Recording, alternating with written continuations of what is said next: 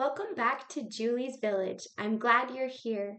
In several previous episodes, we talked about different things to consider with behavior.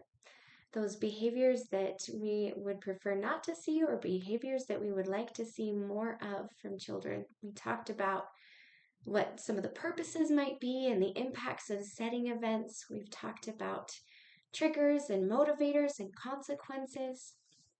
Something else to consider with behavior is handling some of those extreme behaviors. I'm going to talk a little bit about some of the before, during, and after with some of those extreme behaviors. When things get really loud, when you see perhaps physical aggression, things like that, what are some things that can be done? One thing that I consider with before is when I see a pattern of behavior and can see that it can get loud and disruptive or dangerous, I talk to my student about what they can expect, how they can expect me to respond when I see that behavior. They might not like it when they are really, really upset, but at least it won't be a surprise to them. Nothing will catch them off guard. And sometimes some of those things that I've let them know beforehand can kind of be signals to help them to check themselves and help minimize some of the intensity that the behavior would reach sometimes. There were a few occasions where I did need to use some kind of physical response. And you, as a parent or as other educators, you might be in the same spot.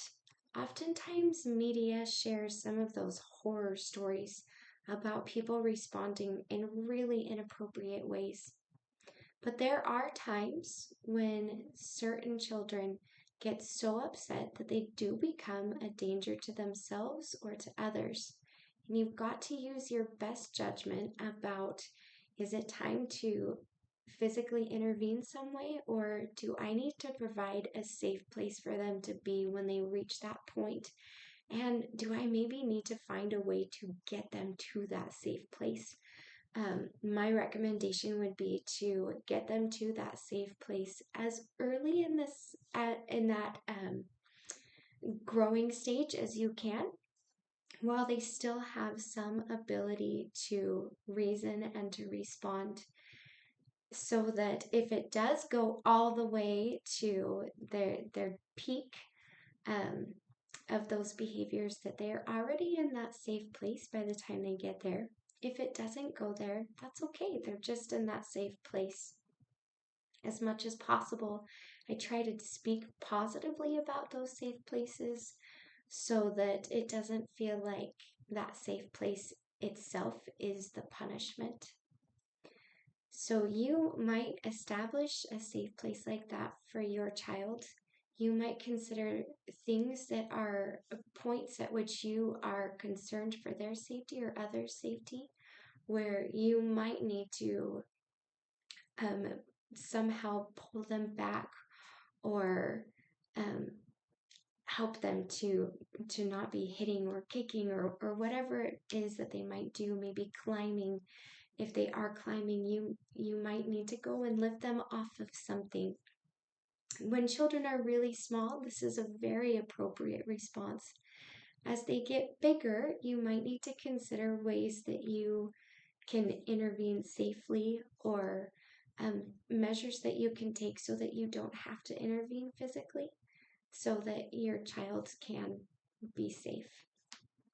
Again, these are all things that I think through, and then I would discuss with the child before anything happened. We would talk about what I see when they get really upset. I might say something like, I notice that when you get really angry, you start to throw things.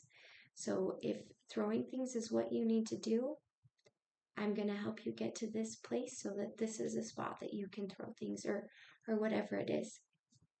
Or it might be that throwing things just is not something that it can be allowed, in which case you might say, I'm going to help you to get to a spot where there isn't anything to throw, but where you can, and then you've give them some alternate thing that they can do just to help them to get out whatever it is that they need to. Oftentimes, those big emotions, those outward expressions that we see of those big emotions are simply because they don't know what to do with these big emotions that they're feeling. So helping to direct that, helping them, let them know what is acceptable and what you will need to do if you don't see those acceptable things happening again beforehand, might help them either check themselves, knowing, seeing you respond one way, or it will help them to, again, not be surprised when you do respond a certain way. Then, something else to keep in mind is that when children get that extreme upset, they are no longer able to take in your corrective feedback. It just isn't happening. I would often have teachers pass me in the hall when I would have students at that point. They'd either see me in my classroom just being there to monitor for safety and observing, or maybe with a student out somewhere else in the school, and they'd say things to me like, "Why are you letting them do that?" It isn't about letting them, it's about being aware of this piece, that it gets to a point where they can no longer take your feedback. And if that's the case, then you are just there again to watch and help them be safe. They will eventually get to the point where they can take your feedback again. But until they do, that talking and trying to guide them oftentimes just makes the problem grow. It just further angers or upsets them, and they're not able to make a corrective response. There are other things that you can try. Sometimes students do respond well to distractions, or talking about is something different. One thing you might be aware of is when your child is feeling those big emotions, do they prefer to have their own space and to be left alone? Or do they seek that sensory input? I had one student that I had just spent a good chunk of time watching them just be so upset and pulling things off of shelves and just yelling out in anger. And I watched it for a long time, and he was kind of new to me. I was still figuring him out. And the idea just popped into my head, and I said, "Would you like a hug?" And he stopped, just dead in his tracks. And he hung his head and he said, "Yes." And with tears in his eyes, he came over and just crawled onto my lap. And I gave him a hug. Now, depending on the age of a student or a child, this might not be appropriate, but he was a younger student, and just in that moment, he needed a hug. And what he really needed was, you could consider it the hug, or it might be sensory input. So knowing that about your child, there might be things that you can do to provide that sensory input. Weighted blankets, or if it is appropriate, you can just give them a hug, depending on, are they your child, are they your student? And with this particular student, he just melted on my lap, started to cry, and then we were able to talk through what was going on. Which brings me to the next part, which is the after part. After a child gets to this point where they have been this upset, everybody is different, but what the most common thing that I saw was that students would engage in kind of self-loathing behavior. They would, sometimes they would blame others, but oftentimes I would see them say things like, "I'm so sorry," or "I'm the worst, I'm horrible," things like that. I did not want to see students feeling that way about themselves. And the way that we talk to them after a situation like that, like one of these is it's really big. That is where the impact really comes in. So when I would have those moments, I got to know each student, and you will, by trial and error, probably be able to pick up on this pretty quickly with your own child about when they are ready to address what happened. Some people need to address it right away so that they can move past it.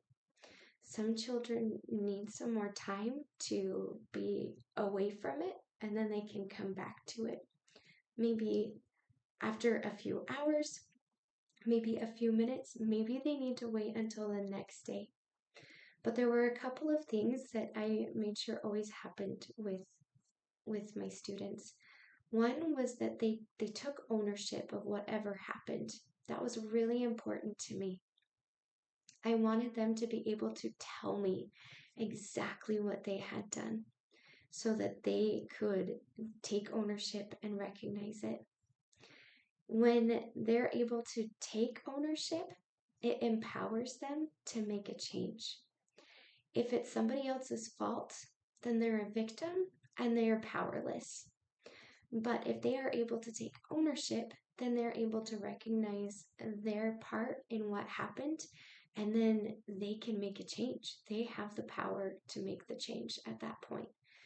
So it was really important to me that at some point later that day, the next day, whenever it was, that they take ownership. And then the next part was that they do their part in making whatever happened right as much as they can. That might just be as simple as apologizing. If I did often have students that would make large messes in rooms when they got to this point. They would pull things off of shelves, they would throw things in the classroom, and I would make that classroom as safe of a place as possible during those times. And it was always important to me that they clean up their mess. Some people feel like that's way too big of a thing for them to do. There's no way that they can do that. But there's a couple of things, again, that happen when they clean up their own mess. One is that you're showing them that they have the power to make it right. That when they have created a situation that they don't like, that they don't feel good about, that they have the power to do everything they can to correct it. The other part of it is that it becomes a really powerful teaching tool. They might come to associate that I do not like to have to clean up such a big mess. I just don't like it. And I saw time after time that if I had students clean up the entire mess, that the next time the mess got smaller, and then it got smaller, and then it got smaller. And we would talk through it that I'm not going to leave. I'm going to be here with you the whole time you're cleaning. If you have questions, I can help you. If there's parts of it that you would like my help with, that I'm certainly happy to do it to help you, but I'm not going to do the cleaning for you. For instance, if they had made a mess of blocks, I'll say, you know what, I'll gather all of the blocks over here, but I need you to put them back on the shelf. Just little things like that. So they knew that I wasn't ever leaving them alone to face those consequences alone. I was there with them, but I was giving them, again, I'm turning the power back over to them so that they have the ability to make it right. I think it's important to help students understand that, again, avoiding that mentality of I'm a victim, this happened to me, and I'm going to wait for somebody to come take care of it. But it teaches them you can do it. You can take care of the situation. And again, you can help to make it right. The other thing that I would do is I would talk with them about what had happened. And again, with that taking ownership piece, I also wanted to make sure that they knew that their behavior was separate from who they are. that this was something that they did, not something that they are. And that was something that I really emphasized with them, is saying things like, you are a great student. You are a kind young man. You are such a fun girl. You got really upset. And when you were upset, you did fill in the blank, repeating whatever they had told me they had done. And then saying something like, and now we just got to make it right. We're just going to do what we can, the best we can, to help make this right, and you'll feel better. The other thing that I would talk with them about is explaining during any of their behavior, any of my reactions, any of my responses, if I did need to get them to a safe place, or if I did at some point have to intervene physically in some way, letting them know why I had done what I had done. And one of the main things that I would tell them was I would talk about this idea of control, that when we get really upset, the blood leaves our brain and it goes to our extremities, it goes to our fingers, it goes to our toes, and we start thinking with our hands and our feet rather than thinking with our heads. And I would tell them that when you're thinking with your hands and your feet and you lose control, that I'm there to help you. And I will take control to help you be safe until I see that you've got control of yourself again, and then I will immediately step back and let you be in control again.